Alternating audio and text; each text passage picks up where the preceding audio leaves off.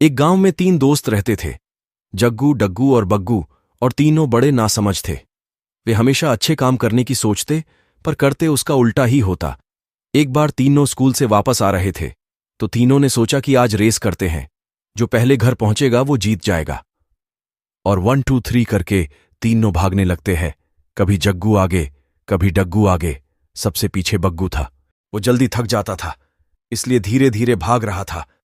तभी बीच में एक नाला था। बग्गू उसमें फिसल के जा गिरा और जोर से चिल्लाया, अरे बाबा, कोई तो बचाओ, मैं नाला में गिर गया हूं। बग्गू की आवाज सुनकर जग्गू और डग्गू रुक गए और देखने लगे कि आवाज कहां से आ रही है। जग्गू चिल्लाया, बग्गू, बग्गू कहां हो?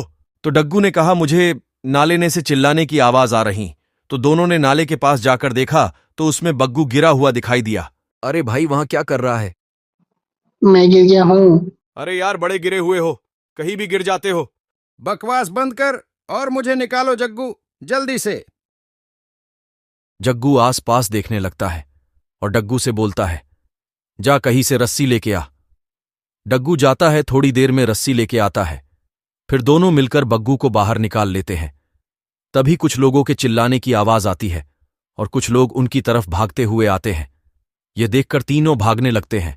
ये सब हमारे पीछे क्यों भाग रहे? हमने तो कुछ नहीं किया। मुझे लगता है शायद ये अपनी रस्सी मांगने आ रहे हैं। अरे, ये क्या तरीका है भाई, रस्सी मांगने का? तू कहां से लाया है ये रस्सी? वो सामने वाले घर में रस्सी पर कपड़े सूख रहे थे, उसी को निकाल के लाया हूँ। ये सुनते ही जग्गू बोलता है, अरे तो और तेज भागो, ये डग्गू ने तो आज हमको मरवा ही दिया। फिर तीनों फुल स्पीड में भागते हैं और अपने घर के पास पहुंच जाते हैं। नाले में गिरने की वजह से मेरी स्कूल ड्रेस खराब हो गई है, तो मम्मी मुझे बहुत डांटेगी। तुम लोग भी साथ में चलो, तीनों मिलजुल कर डांट खाएंगे। हाँ, तो चलो, उसमें क्या है। पर तुम आगे और हम पीछे रहेंगे। तो बग्गू बोलता है, ठीक है। फिर तीनों बग्गू के घर की तरफ चलते हैं। फिर धीरे से जग्गू और डग्गू पीछे से ही चुपचाप भाग जाते हैं और बग्गू समझता है कि दोनों पीछे में हैं। बग्गू घर की डोर बेल बजाता है। मम्मी सामने खड़ी है।